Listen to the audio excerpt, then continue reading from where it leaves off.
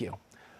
Meanwhile, Landon Starbuck joins us now, the founder of Freedom Forever. So in 14 separate states, 17 Republican-led states, they passed a law banning gender-affirming care for transgender children. Let them make the decision when they're old enough to do it.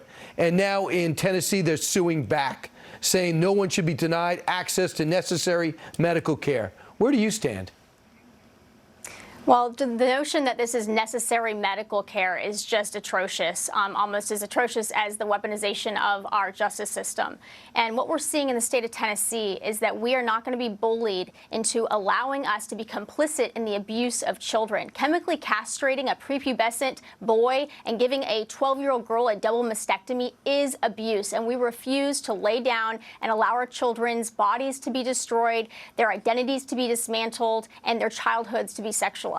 It's unbelievable that the administration would say, yeah, the Department of Justice, get involved here. This isn't right. We need to know that a 14-year-old who wants to change their gender has the right to do so. If the parents are on board, they're not going to be able to do it in these 14 states. Are you surprised they're digging in here?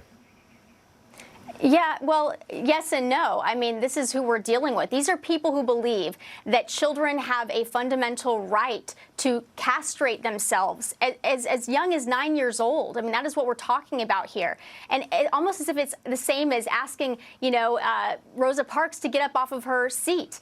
This is a gross distortion of what civil rights are. This is child abuse that they are forcing us, not just at the state level, to be in violation of our state rights, but as parents, our parental rights as well. What's going on with this whole, is this acceptable now for adults who are attracted to young people to have their own flag and be outright? Are we supposed to accept this in our society all of a sudden?